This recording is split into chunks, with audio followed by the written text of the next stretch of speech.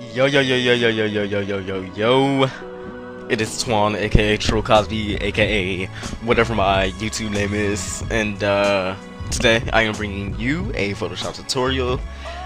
I will be showing you how to create a Bokeh effect, and you may be wondering, what is this effect? What are you talking about? I could simply just go to Google and type it in, but I'm too lazy to do that, so Twan, explain it to me. And, of course, I have to. Because I'm doing a tutorial and I want you to understand what you're doing. So, what it is, it's basically a simple definition for it, is your area away from your focus. And, you may be, simple example of this effect is, you may be coming home from the grocery store and you just bought this nice, big, red, juicy apple. And you didn't buy a group of apples, you just bought one. This one special apple, and you take it outside. You just want to capture its beauty, before you dine on it, and you put it on a nice background, backdrop. You have some trees, some fluffy clouds, and then you have a rainbow, and not just a rainbow. You have a double rainbow, and all this accentuates your apple. And so you focus in on your apple, you take the picture, and it's a nice picture, and the apple just looks delicious. And around the apple you have all these blurred shapes. And what those blurred shapes are is the effect I will be showing you. So let's get to it. Create a new canvas. I use 600 by 600, and then once you create a new canvas, create a new layer, call it brush, as I've already done. Hide your background layer, and here you are with me. So go ahead and grab your ellipse tool. That will be U on your keyboard. Oh, Photoshop's acting crazy. Come on, Photoshop. There we go. Hit U on your keyboard, and it brings up your might bring up your rectangle tool. So if you have your rectangle tool selected, just press Shift U twice, and it will go ahead and scroll down to the ellipse tool. And so make sure you have fill pixel selected. That'll be your third square from the left. So first you have your shapes, your paths, then your fill with fill pixels. And so make sure you have black selected as your foreground, and hold shift on your keyboard and just drag out. And what that's going to do, it's going to make a perfect circle. We like perfection sometimes. And go ahead and drop your fill down to somewhere between 50 and 60. We'll go for 52. Double click your brush layer, and it's going to bring up your blending options. And we're going to add a stroke, and about 6 to 10, that'll work. That's too much.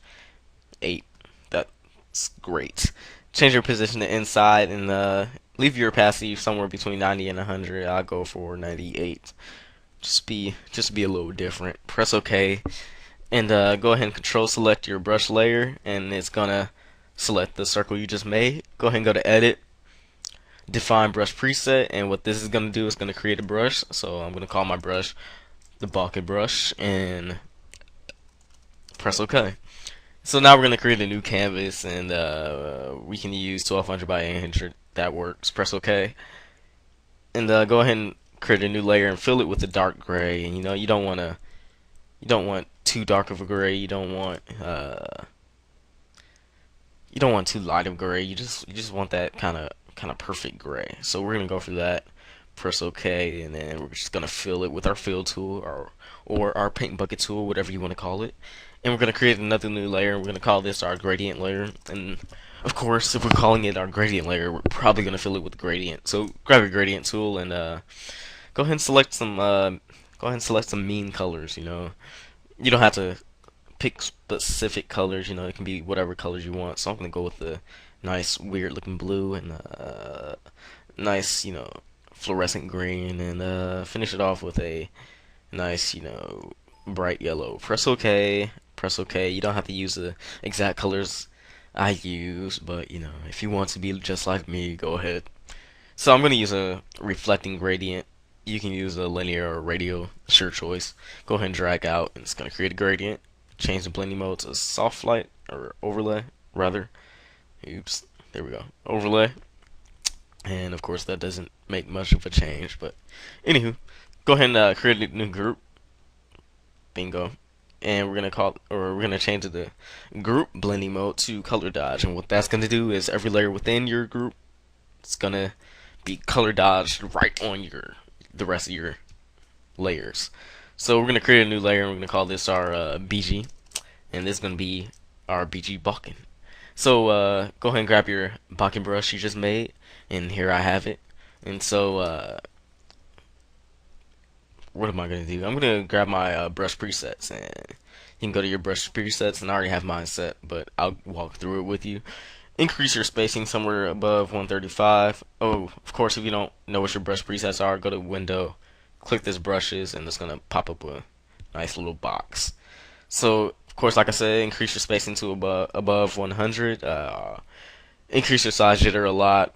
On shape dynamics, increase your minimum diameter a little bit up to around 20. Slightly increase your roundness jitter and your minimum roundness. Go ahead and click scattering and increase your scatter to 1,000. And increase your count somewhere between 5 and 10. I have 8 if you want to, once again, be like me. And go to under dynamics, hit your opacity and your flow jitter somewhere in the middle. Somewhere in the middle. The middle is 50%, so somewhere in between.